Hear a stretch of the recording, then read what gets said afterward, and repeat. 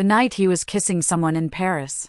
My mother died outside the ER doors. He sent me $100. The note said, "For you." This was the man I had loved for 3 years. After his white moonlight sweetheart came back, he used money, humiliation, and indifference to slowly crush the dignity of both me and my mother. Later, I threw his custom-made suit into a medical waste bin in front of everyone, called the police on his fiancée, and 4 years after that, I stood at the top of the capital world, watching one of them go to prison and the other die suddenly. My name is Emily Carter. 3 years ago, New York's upper circles exploded, because Ethan Clark announced in public that I was his girlfriend. When the spotlight hit me, I was wearing a $500 dress, my palms soaked with sweat. Who was Ethan? The heir of the Clark family, the most notorious playboy in New York's Chinese elite circle.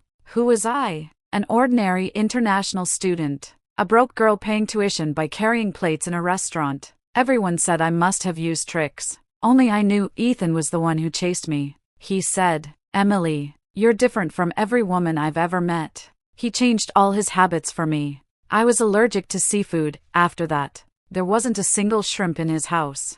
I said I liked watching sunsets. He installed an entire wall of floor-to-ceiling windows in his Manhattan penthouse. All his private jet routes were adjusted, just because I once said, "I hate layovers." That year, on my birthday, he took me to Boston. I looked at the magnolias lining the streets and said, "They're beautiful." A month later, the Magnolia Project was launched. He bought 3 entire streets in Boston and planted magnolia trees all along them. Our friends said, "Ethan's gone crazy." But I was becoming clearer and clearer. I knew this kind of indulgent love was like a glass castle, too bright, and far too easy to shatter. The news that Vanessa was coming back, I was the last to know. That morning, Ethan left at 6. "So early?" I asked, without turning back. He said, "An important client's coming in from overseas. I'm picking them up at the airport." The door closed. I opened my phone. The first post on my feed, a mutual friend's airport photo. Caption, "The white moonlight returns." Someone's running faster than anyone else. In the photo, Ethan was holding a huge bouquet of white roses. He had never given me white roses. He once said, "They're too plain. They don't suit you." So it wasn't that they didn't suit me. They were meant for someone else. We had dinner planned for 7. I waited until 9. He called. "Sorry, something came up." In the background, a woman's laughter, clear and bright. "Dinner with a client?" I asked. He paused. "Yeah, the client is Vanessa, right?" Silence. Then he said, "Emily, don't make trouble." The call ended. I sat in front of a steak that had gone cold and felt, for the first time, something crack. He started being busy. Messages left unread for hours. Calls permanently on silent. On our anniversary, I made his favorite dishes on purpose. At 8 that night, he texted, "Having an exhibition with Vanessa tonight. Eat by yourself." I stared at the screen. 3 years ago, on the same day, he had booked out an entire restaurant and knelt on the floor, saying, "Emily Carter, I want to spend every anniversary with you." I replied with a single word, "Okay." Put down my phone, and dumped all the food into the trash. At a friend's gathering, Vanessa was there too. She sat next to Ethan, naturally placing the food she didn't like onto his plate. Ethan naturally ate it. I had seen that gesture countless times. It used to belong to me. Someone teased, "Ethan, only Vanessa can keep you in line." Ethan smiled. "She's always known how to take care of me." Vanessa looked at me calmly. "So you're Emily? Ethan talks about you a lot. Thank you for taking care of him during this time." The words "during this time" were pronounced very lightly, as if she were saying, "temporary nanny." I smiled. "You're welcome. After all, he pays." The room went silent. Ethan's face darkened. On the way home, he lost his temper with me for the first time. "What was that about today? You embarrassed Vanessa." I looked out the window. Did she need a stage? She seemed pretty stable standing where she was.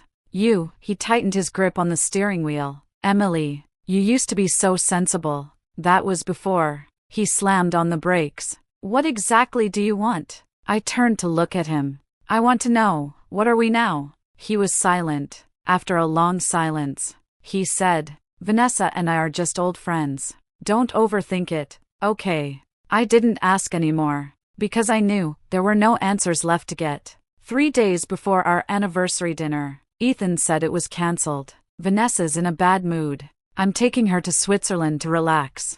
I was trying on the dress I'd prepared for the dinner. The zipper got stuck halfway. Our anniversary is less important than her bad mood? She just came back.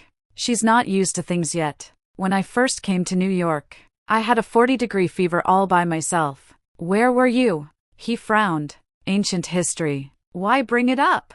The zipper finally tore open. I said, "Fine, go." He walked over and tried to hug me. "Emily, you're always the most understanding." I stepped aside. His hand froze midair. That night, I checked the flights. New York to Switzerland. First class. 2 tickets. Price, $38,000. Exactly the same amount he'd spent back then, planting the first magnolia street for me. So love is just like money. Once it's spent, it's gone. When my mother called, I was working overtime at the office. "Emily, the test results are back. They're not good. Mid-stage liver cancer. Surgery was needed immediately. Cost $300,000. I had $5,000 in my account. I hesitated all night. The next morning, I called Ethan. It rang 7 times before he picked up. The sound of waves in the background. "What is it?" His tone was flat. I clenched my phone. "My mom needs surgery. Can you lend me $300,000? A woman laughed on the other end. Vanessa's voice was very close.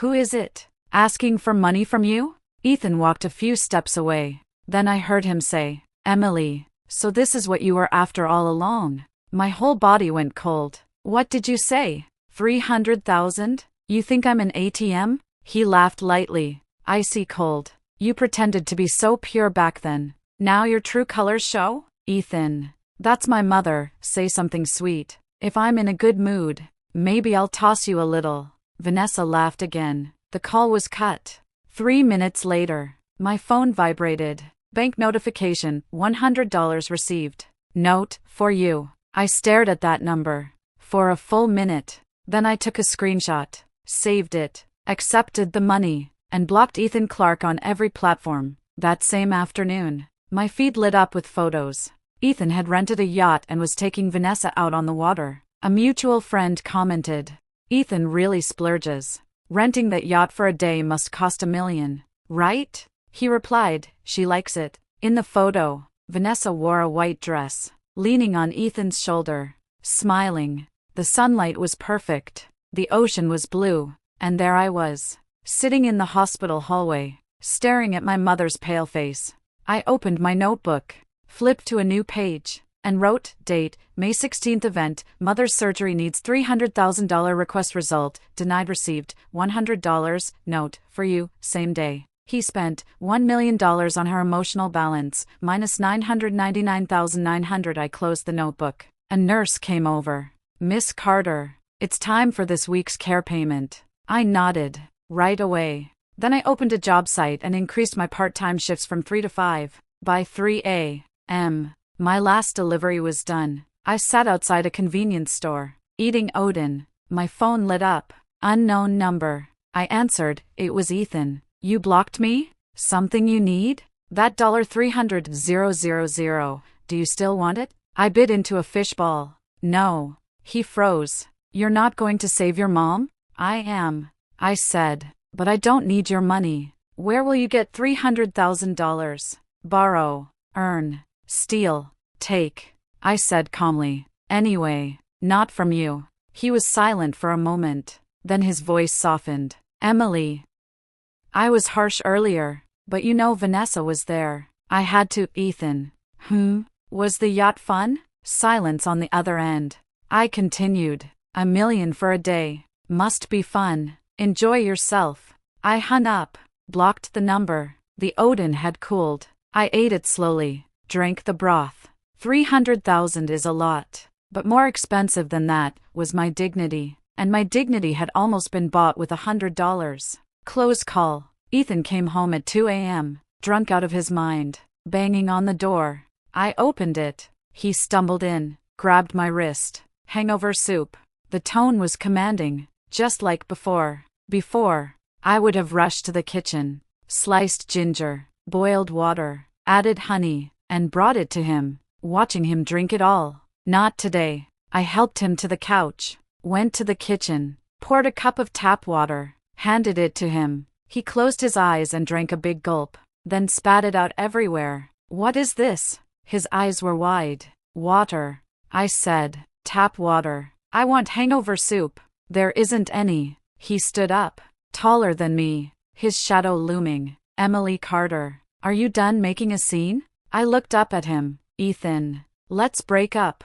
He froze, like he didn't understand. What? I said. Break up.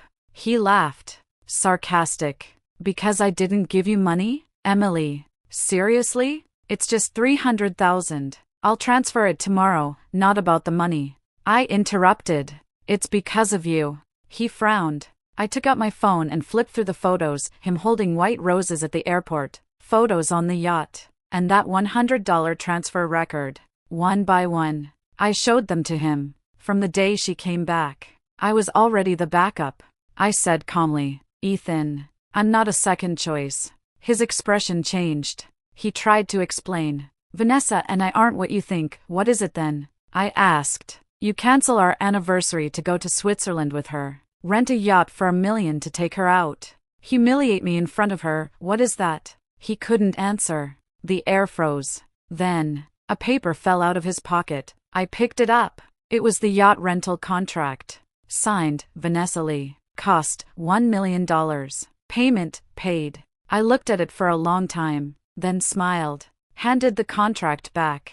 Have fun, I said, turning toward the bedroom. He grabbed my arm. Emily, I can explain. No need. I pulled my arm away. Save your explanation for yourself. The next day, the silent treatment began. He didn't contact me. I didn't contact him. Rushing between the hospital and work.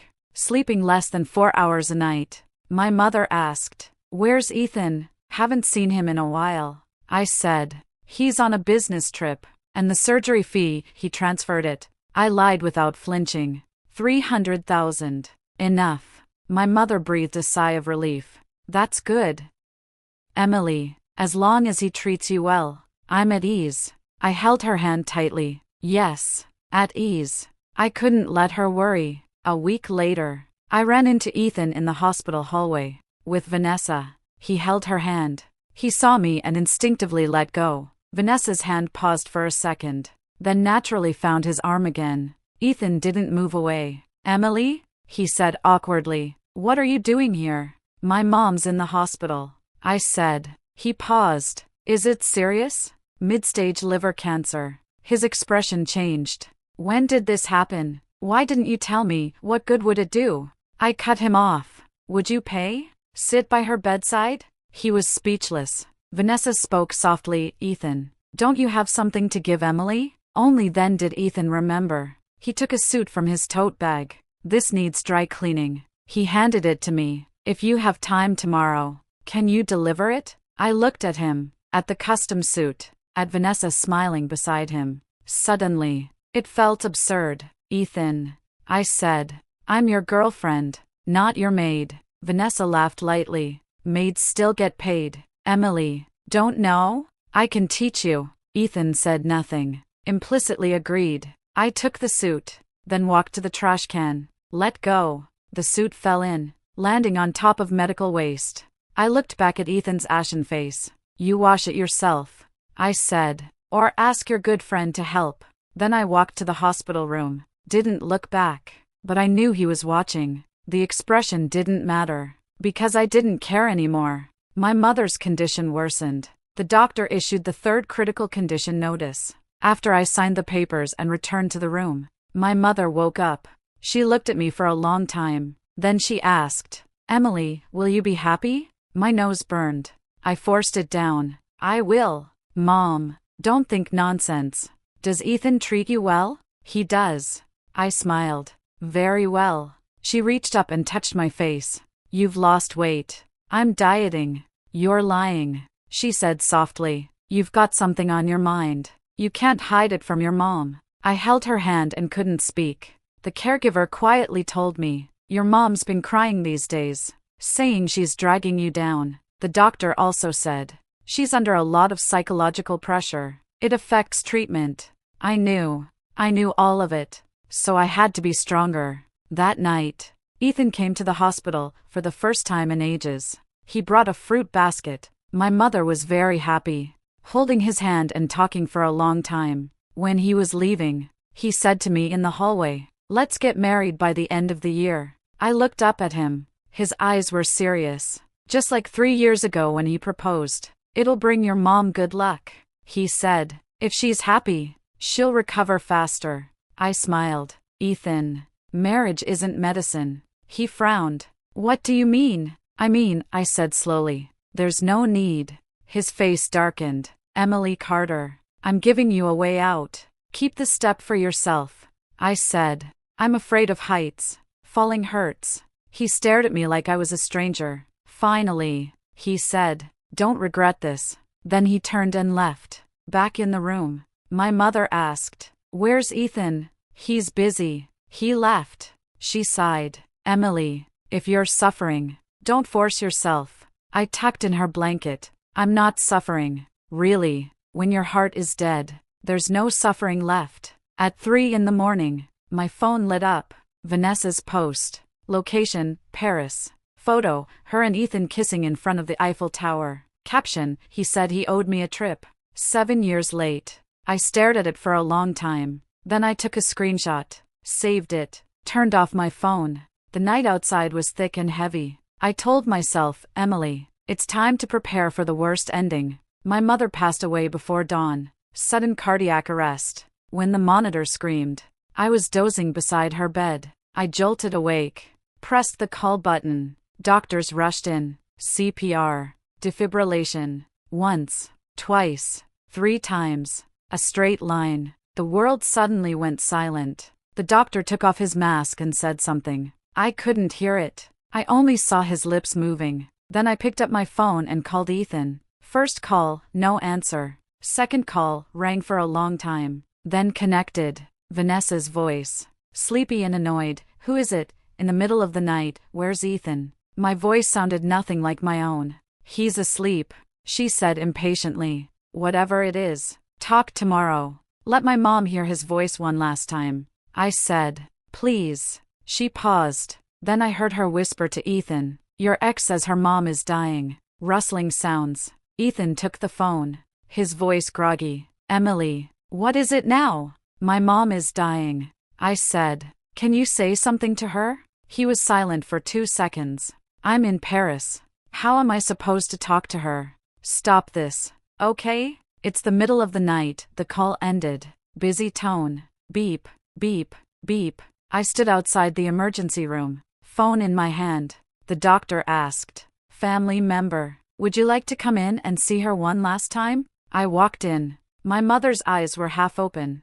Her hand lifted slightly. I held her hand and pressed it to my face. Her lips moved. I leaned in and heard her say, "Ethan, take care of Emily." Then her hand fell. On the monitor, a straight green line. The world lost all sound. At 3 in the afternoon, Ethan finally called. "I just landed," he said. "Where are you?" "I'll come over." "No need." "What do you mean no need?" My mom is dead," I said calmly. "At 3 this morning, after you hung up." Dead silence on the other end. After a long silence, he said, I didn't know." "You did," I said. "I told you." "Emily, I'm sorry." I was Ethan. I interrupted him. "Let's break up." "What did you say?" "Break up," I said clearly. "This time, for real. Don't be impulsive." "I'm coming over now. We'll talk face to face." "No," I said. "There's nothing to talk about." Then I hung up. Blocked him everywhere. Phone, messages, email, even LinkedIn. All blocked. After that, I sat on a bench in the hospital hallway. Sunlight streamed in through the window, landing on the floor. Warm. But I felt cold. Bone-deep cold. The caregiver came over and handed me a cup of hot water. "Miss Carter, my condolences." I took it and said thank you. The water was scalding. So hot my hand trembled. But I didn't let go. Because the pain reminded me I was still alive, and the living have to keep moving forward. Even if there's no road ahead, they still have to walk.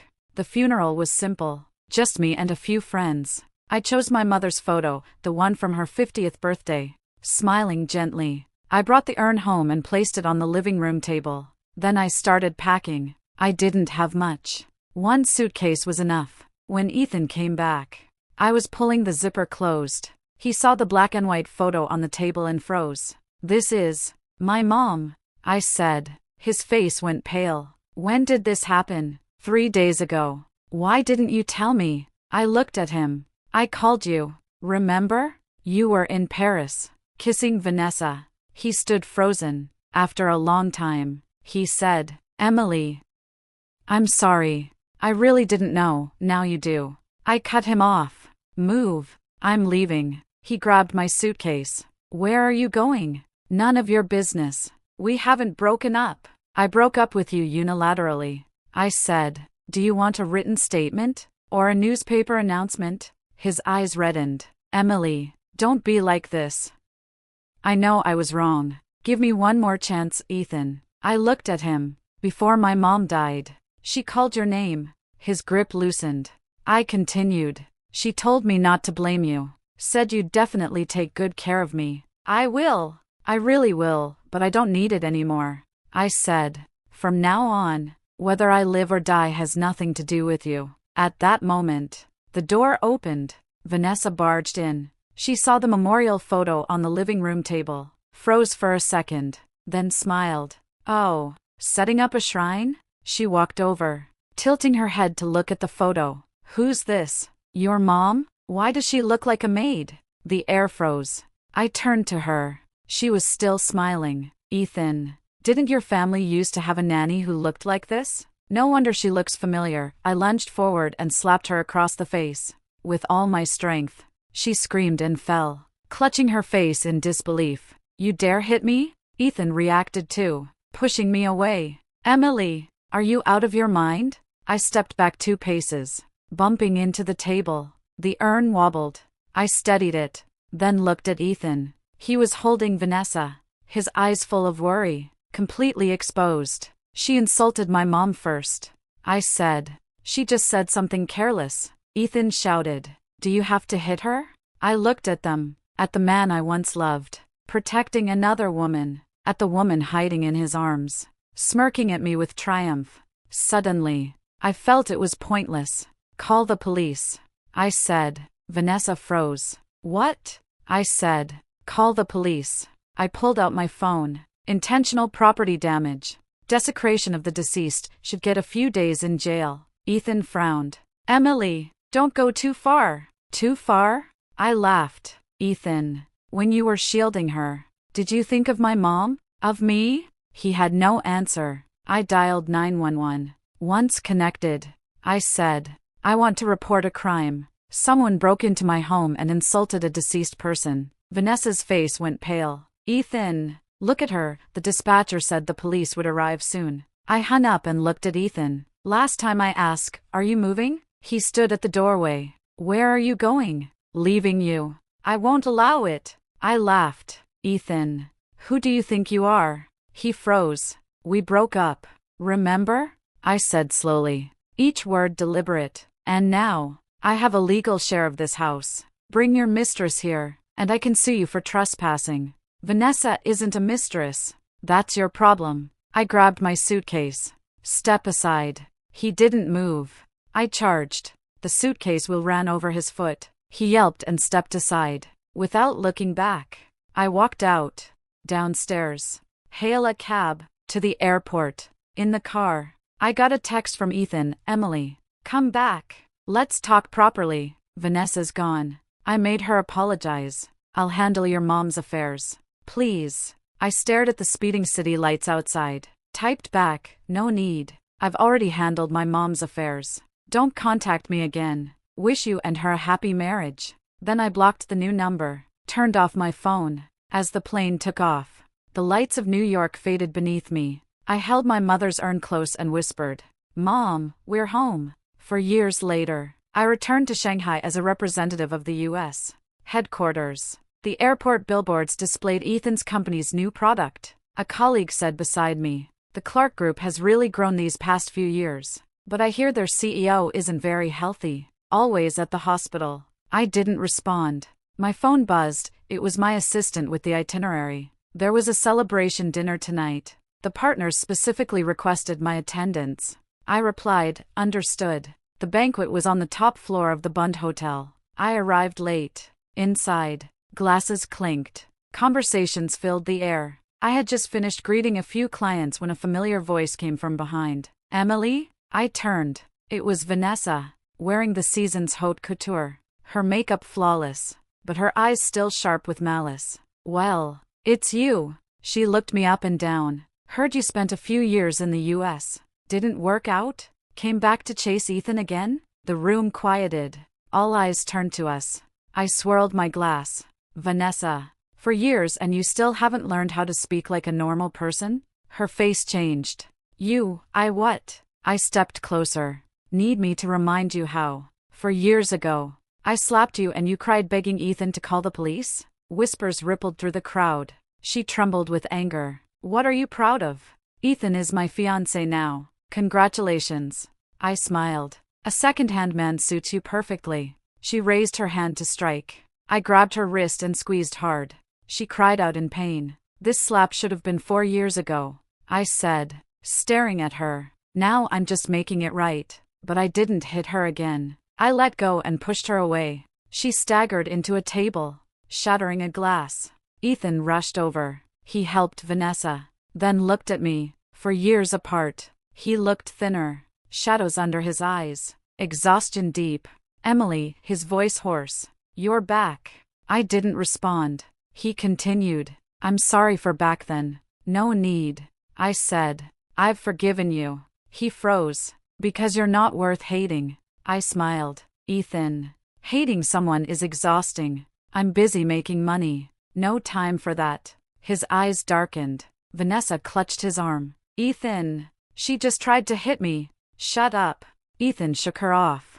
Eyes fixed on me. "Can we talk alone?" "No. Just 10 minutes, not 1 second." I turned to leave. He chased me, grabbing my arm. "Emily, I've been looking for you for 4 years. You won't give me any chance?" I turned, looking at his reddened eyes. "Ethan," I said calmly, "the day my mom died, I already gave you a chance. You were in Paris that day, kissing her. From that day on, you never had a chance. Never." He let go, as if all his strength had been drained. I adjusted my sleeves and walked toward the main table. My seat was in the center. He was placed at a corner by the door. The power dynamic had completely reversed. The banquet ended. I waited outside for my car. Ethan ran after me. "Emily." I didn't stop.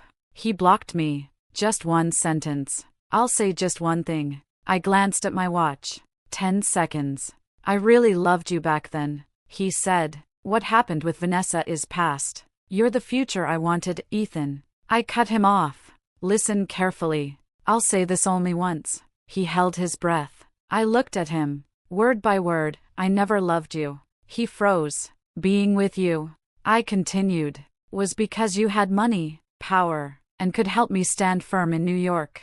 You planted magnolias for me? Honestly, I thought they were tacky. You changed all your habits for me? I wished you'd stay away. You said you wanted to marry me? I was always thinking about how to delay it." His face gradually went pale. "Do you know when I was happiest?" I smiled. "When your mom gave me a check to leave you. 5 million, I almost took it. Too bad. You came too fast back then." Later, I thought, maybe I could get more if I waited. But then Vanessa came back. "Honestly, I have to thank her," I said sincerely. "If it weren't for her, I might have had to act out a few more years of fake love with you." He took a step back, unsteady. "No way," he shook his head. "You're lying. The way you looked at me back then, it was pretend." I said, "Ethan, don't you know women are the best at pretending?" The car arrived. I opened the door and gave him one last look. "Oh, and that $100 you transferred me back then? I still have it. A reminder of how cheap you once were, and a reminder of how blind you were." I got in, closed the door. The car drove off. In the rearview mirror, He was still standing there, like a statue, slowly shrinking, until he disappeared. I leaned back, closed my eyes. The driver asked, "Where to, ma'am?"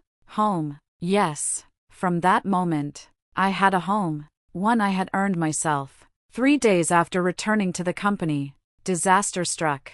A scandalous video went viral in the internal company chat. The woman in the video had my face. Her body was not mine, but AI face swap technology was too real. Everyone was whispering. My secretary burst into my office. "Ms. Carter, the IT department has closed the chat, but the video's already spread." I was in a multinational conference call. Turned off my camera. "Did we report it to the police?" "Not yet." "Do it now," I said. "In the company's name. Sue the distributor for defamation. But the public opinion, I'll handle that," I said, opening my laptop.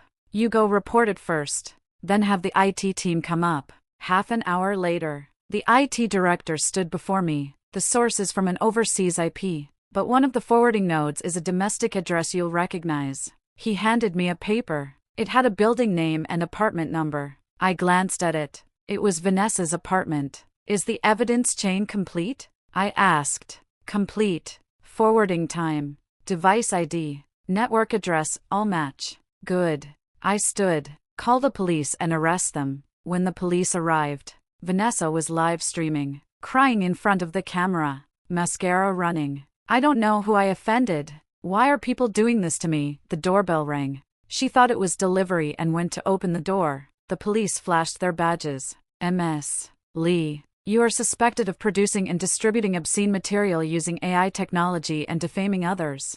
You must come with us." The live stream didn't stop. Hundreds of thousands of viewers watched as she was handcuffed. Her expression shifted from confusion, to shock, to collapse. "It's not me. Someone used my account. The evidence is conclusive," the police said calmly. "Say whatever you want at the station." The stream cut. The internet exploded. 3 days later, the police issued a statement. "Ms. Lee, 29, has been criminally detained for defamation. Investigation shows she used AI face swap technology to create and distribute obscene videos, causing severe social impact. I had my secretary distribute the notice to every company group. Postscript: the innocent will be clear. The guilty will reveal themselves. The law gives justice to all." Then I got a call from Ethan. "Vanessa, did she really do that?" "The evidence is with the police," I said. "You can ask them yourself." He was silent for a long time. "I'm sorry." "You're not sorry to me," I said. "You're sorry to yourself." "What?" "Ethan, the woman you loved for years is the one using AI to make porn rumors and frame people." I smiled. "Tell me, aren't you blind?" He had nothing to say. I hung up. The sunlight outside was beautiful. I told myself, "See? Rumors can't kill you. They only make you stronger." Before Vanessa's trial, Ethan came to my office. "She wants to see you," he said. "Wants to apologize in person." "No. Her family's bankrupt. Her father had a stroke. Her mother's begging everywhere." He lowered his voice. "Emily, you should show mercy." I put down my pen and looked at him. "Ethan, did you show me mercy the day my mom died?" He choked. "She needed surgery. You sent me $100 with the note for you. Did you show me mercy? She wanted to hear your voice in the hospital. You hung up and went to sleep with someone else. Did you show me mercy? After she died, you brought your mistress home and humiliated my mom's photo. Did you show me mercy?" After I fired all the questions, his face went pale. "Now you want me to pity her?" I smiled. "Why?" "Because she's miserable now. She's miserable because of herself," I said. "But my mom's misery? That was given to her by you." He had nothing left to say. At the trial, Vanessa pled guilty. The judge sentenced her to 3 years. As she was led away, she suddenly looked at the gallery. Ethan sat there, not looking at her. She cried, shouting, "Ethan, help me." For the sake of our 7 years, Ethan stood and walked away. Not a glance back. Later, I heard Vanessa went insane in prison, muttering nonsense constantly. Eventually, her family completely collapsed. Her parents moved away from Shanghai. No one knows where. Just like back then, no one knew where my mom and I went. Because of this case, My company's reputation soared. The board promoted me unusually, making me the youngest VP in the Asia-Pacific region. At the celebration banquet, my boss raised a glass. "Emily, you've proven that women in the business world can not only survive, but win." I smiled. Because we understand better than men what it means to survive against all odds. Because we've lived through the absolute worst. The news of Ethan's sudden death reached me via a news alert. Clark Group CEO Ethan Clark died yesterday early morning from a sudden cardiac arrest at the company. Attempts to save him failed. Age 35. The accompanying photo was from his last year's interview. Eyes weary, gray at the temples. I turned off the news and went back to the meeting. 3 days later, I received a letter from a lawyer, not suing me, inviting me. In Ethan's will, I was the sole heir. All his assets, company shares, real estate, bank accounts, everything was left to me. The lawyer said, "Mr. Clark said on his deathbed, this is what he owed you." I asked, "And Vanessa?" "Nothing." The lawyer pushed up his glasses. "Mr. Clark explicitly stated Ms. Lee shall inherit no assets." I went to read the letter he left behind. It was long, over 10 pages. He poured out his regret over the past 4 years, wrote about his sleepless nights, visits to a psychologist, secretly going to my mother's grave to pay respects. The last page contained only one sentence, "Emily, if I could do it over." That night I would have answered the phone, but life has no ifs. I burned the letter. The ashes fell into the trash. I didn't take his inheritance. I donated it all to a cancer foundation. In both our names, Emily Carter, Ethan Clark Liver Cancer Relief Fund. At the press conference, a reporter asked, "Ms. Carter, you and Mr. Clark were once lovers. Now you honor him this way. Is this forgiveness?" I looked into the camera. Calm, no forgiveness. But no hatred either. This fund is for everyone who, like me back then, is cornered with nowhere to turn, a lifeline. As for what happened between him and me, it's over. When someone dies, the debt is settled. That night, I dreamed of my mother. She stood beneath magnolia blossoms, smiling at me. She said, "Emily, you're living well." I cried in the dream. When I woke, my pillow was wet, but I knew it was the last time I would cry for him. From now on, my tears would flow only for myself. 5 years later, I stood at the floor-to-ceiling windows of the New York headquarters. Below me, Manhattan glittered like a sea of lights. My assistant knocked. "Ms. Carter, here's the Asia-Pacific strategy plan for next year." I took it and flipped it open. The first page was about expanding the Shanghai branch. The location? Exactly the streets where Ethan once planted magnolias for me. The flowers still bloomed. Only the audience had changed. My phone rang. A headhunter. "Ms. Carter, a European consortium wants to recruit you. Double the salary. Equity options, no." I said, "Why?" "Their offer is incredible, because here," I said, looking out the window, "this is the place I climbed to the top. Step by step. I don't need anyone to give me a throne. I am my own throne." I hung up and opened a drawer. Inside was a photo frame. A photo of my mother and me. She was smiling, and I was leaning on her shoulder. On the back, a line she wrote before she passed, "Emily, be happy." I touched the words softly, whispering, "Mom." I did it. Outside, New York sparkled at night. I knew this city, which once crushed me to the dust, was now beneath my feet. Those who once trampled me, some dead, some defeated, some vanished. Only I remain, standing taller and taller. My phone rang again. It was my best friend. "Emily, next week is the class reunion. Will you come? Everyone wants to see Ms. Carter." I smiled. "I'll come. I heard the ones who mocked you back then aren't doing so well now. That's none of my business." I said, "Are you really not holding grudges at all?" I gazed at the city lights, thinking I did hold grudges. But now, I'm too lazy even to hate, because they no longer deserve a place in my emotions. I hung up and poured myself a drink, raised it to the city outside, to all the pain, to the love that died, to myself, who survived. Then I drank it down. The liquor burned, but my heart was calm. I knew the story wasn't over, but from now on, the story belonged only to me, and I was ready to live for myself, forever.